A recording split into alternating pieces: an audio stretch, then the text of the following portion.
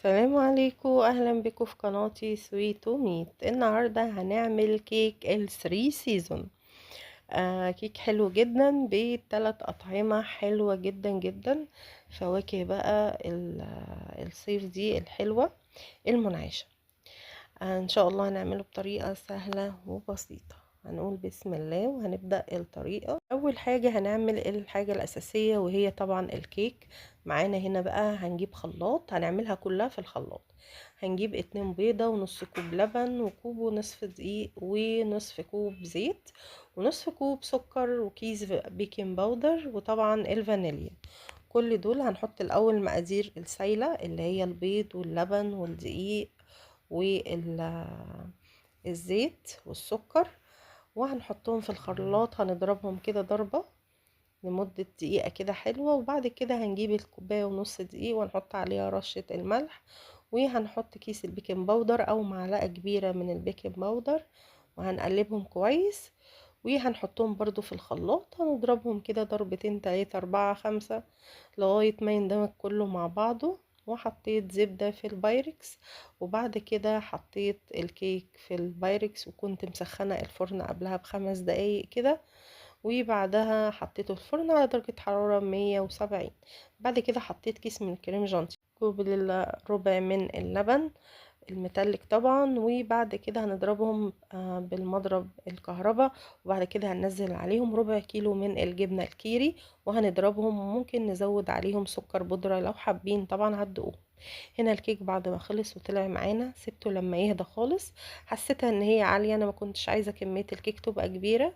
قسمتها كده بالنص وسقيتها كده باللبن زي ما انتوا شايفين. حابين تعملوها كلها زي ما تحبوا. وسقيتها باللبن علشان الكيك يبقى طري. وبعد كده نزلت بالتشيز كريم او كريم جانتيه اللي انا عملته، وسويته بالشكل اللي انتوا شايفينه ده. نخليها كده ايه تتغطى كلها. وطبعا اهم حاجة اللبن ده في الاول علشان بيخلي لي الكيك طري كده وحلو. بعد كده كان عندي كده نوع كريم تاني كده، كانت حشوة الاكلير. حبيت ان انا اقسم بيه، بس عادي يعني ممكن الخطوة دي ما تعملوهاش، تقسموها كده بالويم.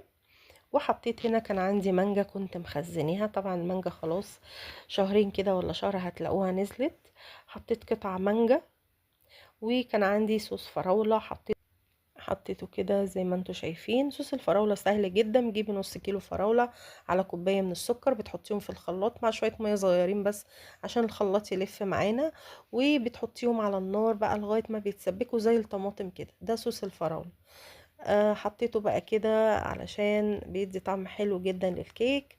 وحطيت برضو صوص التوت. صوص التوت برضو بتجيبي نص كيلو توت وعليه كوباية من السكر، بتحطيهم على النار كده على بعض لمدة 10 دقايق لغاية برضو ما يستوي، يبقى كده ده صوص التوت. هنا حطيت برضو كريمة على صوص الفراولة كده، لو عندك فراولة فريش تقطعيها عليها تبقى حلوة برضو. وهنا بقى سبتهم بقى لمدة ساعتين في التلاجة كده، ياخدوا ويدوا مع بعض في قلب الكيك، والكيك يطرى ويبقى حلو. جربيها هتعجبك جدا.